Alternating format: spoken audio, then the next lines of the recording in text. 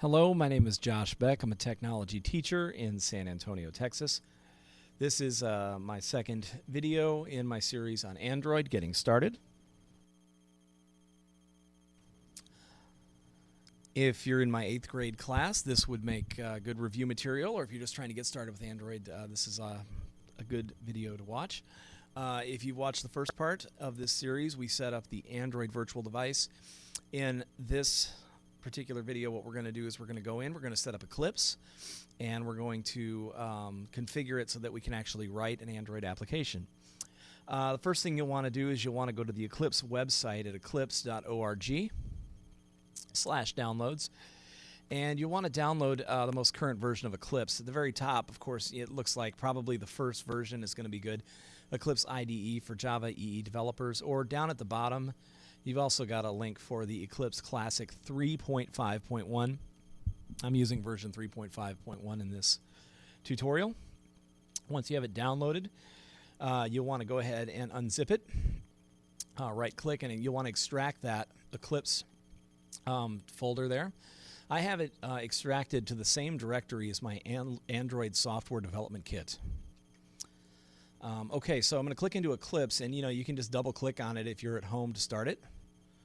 I am behind a school district proxy, so what I'm going to do is I'm going to hit period. I'm going to go ahead and start it from the command line because I needed to issue something before I started the program that would allow the Eclipse to utilize the network proxy. It's going to ask you for a workspace, and I'll go ahead and create a brand new workspace so we can see what it looks like when you first open it up.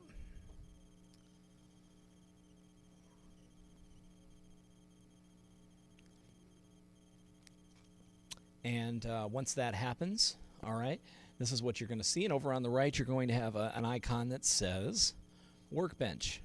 Okay, you're going to want to click on that, and it's going to open up your 3-paned workbench.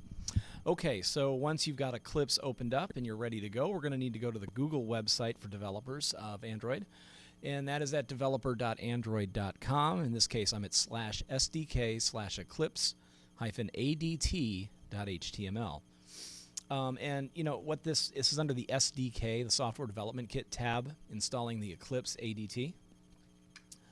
And it's got, it has all the directions you need. If you follow this website point for point for Eclipse 3.5, you really can't go wrong. But we're going to go ahead and go through it. It has a website that you're going to need to copy. All right, and that is the repository at Google for the Android plugin. And basically it tells you what to do. We're going to type help install new software and then add within Eclipse. So I'm going to choose help, and then I'm going to choose install new software, and I'm going to click on add, and under location, that's where I'm going to go ahead and paste, all right, the location of the Android plugin, and I'm just going to type Android for name. All right, and once you've got all that done, you just click OK. Now you can see here that I've got a duplicate location because I've already installed the plugin for Android on mine.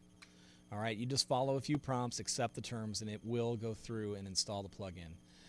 So in this case, you can tell that it will say Developer Tools, and you'll want to check that.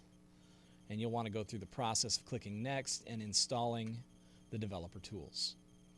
Okay, so once you've got the Developer Tools installed on Eclipse, the next set of directions can be found down here at the bottom where it says Window Preferences. We're going to select Android from the left panel, and we're going to tell it where to find the Android Software Development Kit.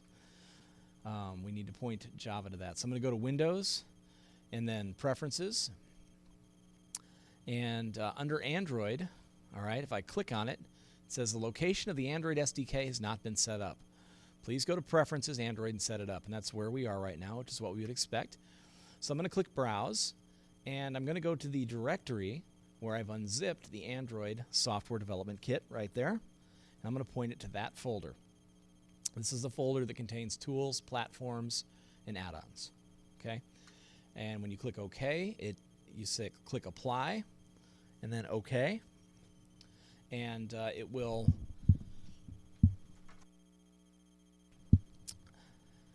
have everything set up for you, and we are now ready to create our first Android application. So I'm going to click File, New Project, and the type of project here you can see it's now going to have Android listed. We want a new Android project, and I'm going to click Next. And now we need to fill out some information. So the project name, I'm just going to go ahead for the purposes of this tutorial. I'm going to type my first name, Josh. And you can see that it's got our platform selected there. Under application name, I'm going to click Josh. Under package name, we need to have two levels. So I'm going to put com.josh for this one. And for the activity name, I'm going to call it Josh. Okay, so I'll go ahead and I'm going to click Finish. And it will now go through and it will set up our Android source directory. And what you've got over on the left-hand side is everything you need to program an Android application. It has everything set up, all the assets and everything. It's got a couple of errors. You can see down at the bottom that it's on my install anyway. It's detected 2 errors. I can get rid of that really simply. I'm going to go into the src directory, all right, which is where the source code lives for the project. And under com.josh, we've got a file called josh.java. So I'm going to double-click that, and I'm going to bring it open in my text editor over on the right. And here is our class for our primary application, and it's got everything set up for us. And I'm just going to put a comment in by putting 2 slashes. I'm going to write test comment.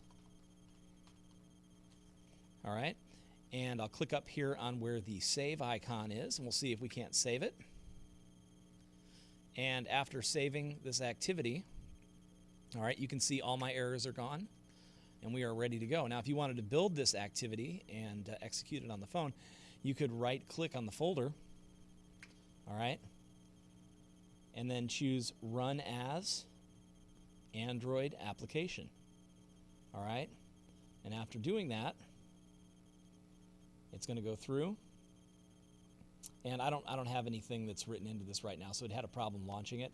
But if you actually add some source code, and in the next tutorial we'll talk about just building their basic Hello World program, it would open up the emulator with your program on it.